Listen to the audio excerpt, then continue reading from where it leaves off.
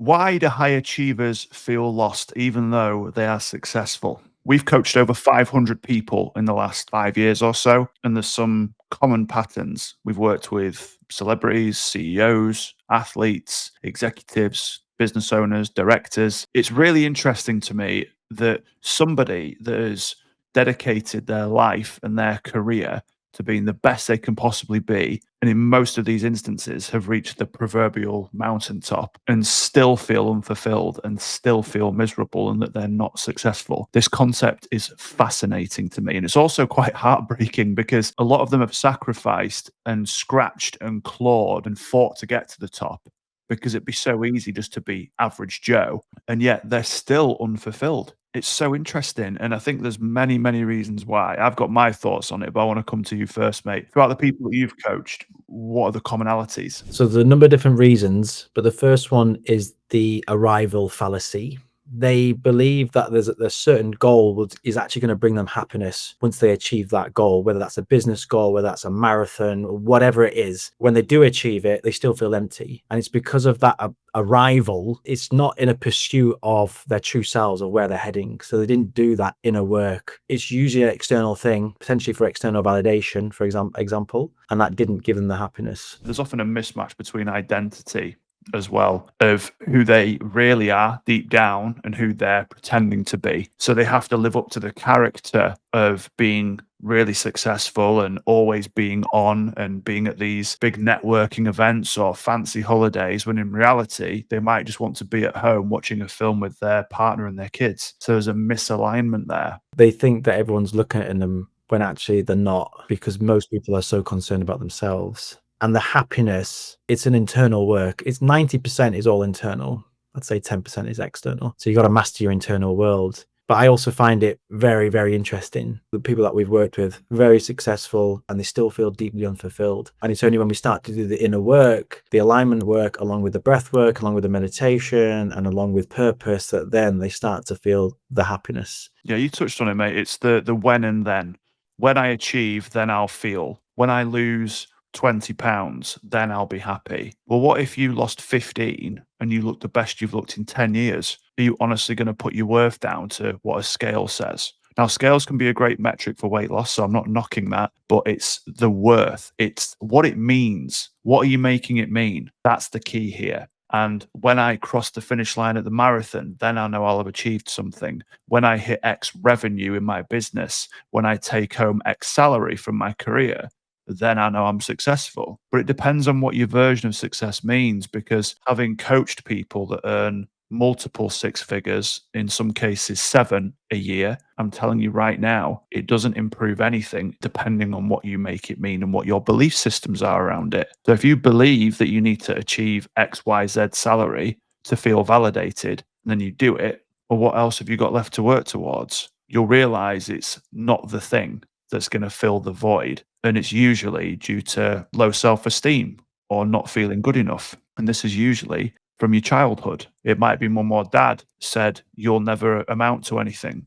So, regardless of how successful you become, you'll never feel like it's enough because of what mum and dad said. It's what's known as an emotional anchor. This has been created and put onto you by somebody else. This isn't your belief system, but you've made it yours. And it's devastating to see. You've got 45, 50-year-old men that have the security level within themselves of a 5-year-old. And I'm not saying that to ridicule them. I'm saying that because it's awful to see.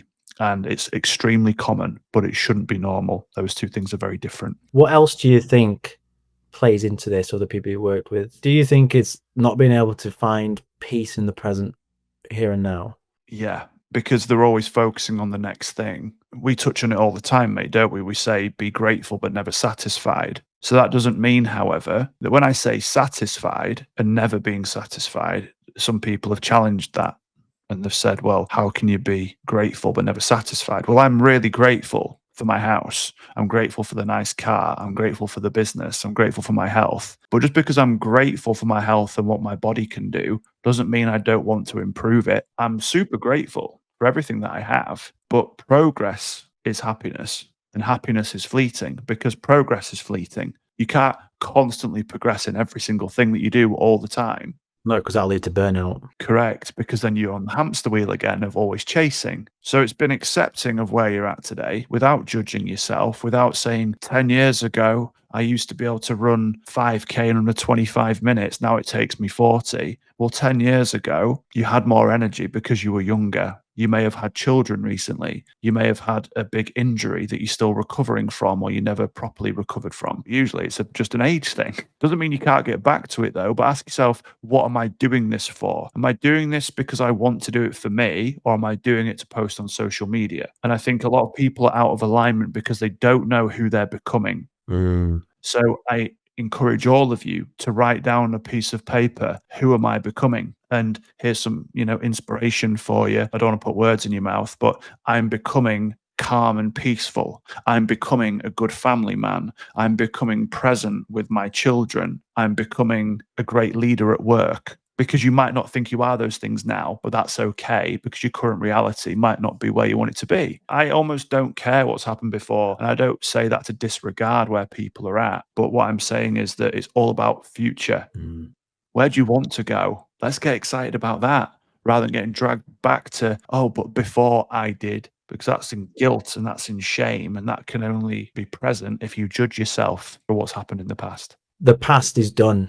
We can't change it. But most people are anxious or unhappy because they live in the past in their head or in the future. The future can guide you, but it's just a concept. It doesn't exist. And the past is done. So it doesn't define who you are right now. So it's that perspective piece that comes in, understanding where you're at right now, and then being here in the now, which I think after coaching a lot of people on this, I think a very few people actually find the true peace in the now, regardless of what's happening externally. And for that, it requires a lot of daily work, a lot of breath work, journaling, the things that you've mentioned as well, and bringing yourself back into alignment. To live in alignment, guys, write down your values. What do you stand for? Not just political views or anything like that, but what do you really believe? What do you stand for as a man or a woman? Where are you going? Then do your who am I becoming statements and write 10 to 15 down. If you can revisit this every single day, you will start to live in alignment.